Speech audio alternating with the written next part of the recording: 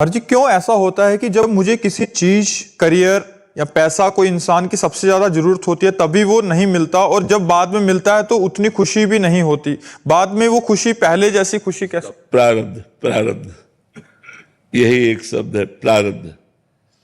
प्रारब्ध का है कि 10 वर्ष बाद आपको धन की प्राप्ति होगी, तो अब 10 वर्ष आप चाहे जितना प्रयास कर लें, 10 वर्ष आपको सफलता नहीं मिलेगी, चाहे जितना प्रयास कर लें। हाँ, भागवतिक प्रयास कर लें तो सफलता मिल जाएगी।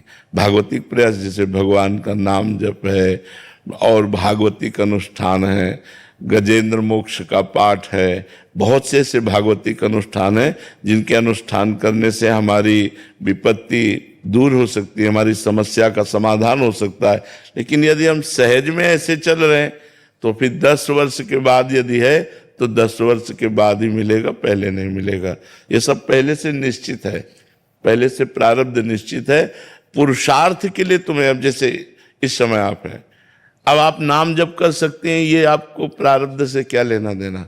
तो नाम जप हम खूब डट के कर रहे हैं तो सब वस्तुएं, सब आप जो कह रहे हैं कि जब मुझे मांग होती है तब मिलता नहीं है, जब मिलता है तब मांग नहीं होती, और हम कहते हैं जब मांग की जरूरत है आप मांगो या ना मांगो, अपने आप वो दे देगा यदि उससे कनेक्शन बना लो तो, को अपना संबंध जोड़ो। हमने मांगा थोड़ी है, ये व्यवस्था मांगा थोड़ी कि भगवान हमको ऐसी व्यवस्था दे दो, अपने आप वो सब कर रहे हैं।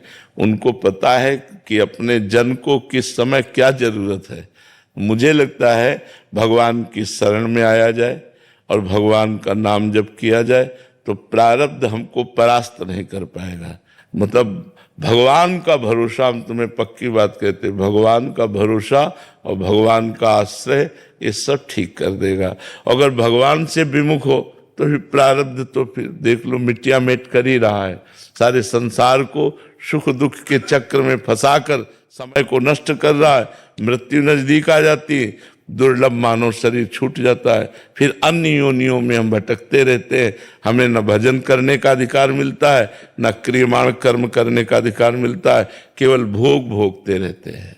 जी प्रेमिला जी नोएडा से, श्री हरिवंश महाराज जी, गुरुदेव भगवान, मेरे अंदर की कमियां मुझे आईने की तरह साफ साफ दिखाई देती हैं। जब क्रिया हो जाती है तब अंदर बहुत ग्लानि जलन होती है। प्रभु, मैं चाहकर भी इन कमियों को दूर नहीं कर पा रही। गुरुदेव भगवान, ऐसे में कैसे? हाँ, भगवान से प्रार्थना कीजिए। कुछ कमियां ऐसी होती हैं, हम ये गलत कहते हैं कि हम चाह कर भी नहीं छोड़ पाते। हमारी सुख बुद्धि होती है उन कमियों में। जो भी कमी होती है जिसे हम छोड़ना चाहते हैं और हम भूल से कह रहे हैं कि हमारी चाह है ये छूट जाए, पर छूटती नहीं है, ये भूल से कह रहे हैं, सही नहीं कह रहे। अगर सही कहें तो हमारी उससे सुख बुद्धि नष्ट हो जाए। जो पदार्थ है, जो वस्तु है, जो व्यक्ति है, जहां हमसे गलती हो रही है उसमें हमारी सुख बुद्धि होती है। तो यद्यपि एक मन से हम चाहते हैं कि हमसे कभी ना हो, लेकिन सुख बुद्धि होने के कारण हमसे वो गलती हो जाती है। तो सुख बुद्धि का नाश हुए बिना ये गलतियां रुकती नहीं है। जब सुख बुद्धि का नाश हो जाता है तब ये रुकती है। सुख बुद्धि के लिए ज्ञान की जरूरत है, ज्ञान ही वैराग्य दिलाएगा, और ज्ञान के लिए भजन की जरूरत है। सत्संग सुनो और खूब भजन करो डटकर। बिना भजन के अध्यात्म का कुछ नहीं जान पाओगे। जो भजन करते हैं वही अध्यात्म को समझ पाएंगे, बिना भजन के अध्यात्म को नहीं समझ पाओगे। तो जो हमारे अंदर गलतियां हैं वो सुख बुद्धि के कारण, जैसे किसी नशे में सुख बुद्धि, किसी शरीर में सुख बुद्धि, किसी पदार्थ में सुख बुद्धि, यही हमारी गलतियां होती हैं। तो उधर हम चाहते हैं कि यार गलत है, ये नहीं करना चाहिए, पर मन में कि सुख मिलेगा। जहां ये बात बैठ गई कि सुख मिलेगा तो ना चाहते हुए भी हमको बरबस करना पड़ेगा, क्योंकि सुख बुद्धि वहां हमारी है। तो जब ज्ञान हो जाए तो सुख बुद्धि नष्ट हो जाए।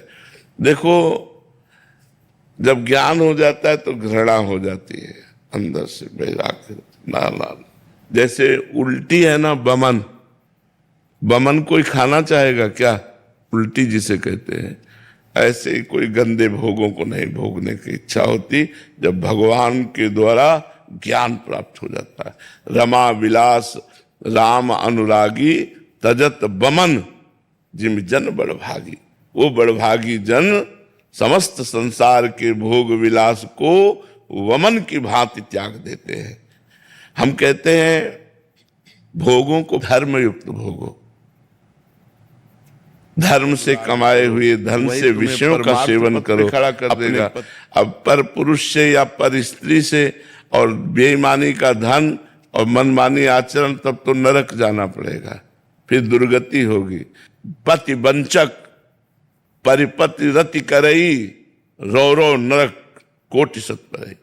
वो सैकड़ों वर्षों तक, कल्पों तक वो रो रो नरक को भोगती है। जो स्त्री अपने पति को छल करके, पति से छलावा करके पर पुरुष, ऐसे जो पुरुष अपनी पत्नी से छल करके दूसरी स्त्री के साथ, ऐसी दुर्गति उसकी होती है। जो शास्त्रों में कानून लिखा है उसका दंड आपको मिलेगा, अभी मानो या ना मानो। तो ऐसे ही हमें चाहिए कि मन को डराना भी चाहिए कि अगर हमसे पाप हो गया तो हमें नरक जाना पड़ेगा, अगर हमसे कानून के खिलाफ कोई कार्य बन गया तो हमें जेल जाना पड़ेगा, हमारा जीवन बर्बाद हो जाएगा। नहीं नहीं नहीं, मन को डरा करके, समझा कर, बुझा करके कहाँ कितनी बार भोगोगे? भोग कर देख लो, वही नया चाव कि इससे नहीं इससे भोगो, ऐसे नहीं ऐसे भोगो, ये कब तक चलेगा? नहीं नहीं नहीं, मुझे एक वो सुख चाहिए जो अविनाशी है, जिसका कभी नाश नहीं होता। वो सुख चाहिए जो बढ़ने वाला है, जिसमें दुख नहीं है। इसलिए विचार पूर्वक भजन करते हुए ज्ञान के द्वारा असत भोगों का त्याग करके भगवान की तरफ बढ़ो, इसी में शांति मिलेगी।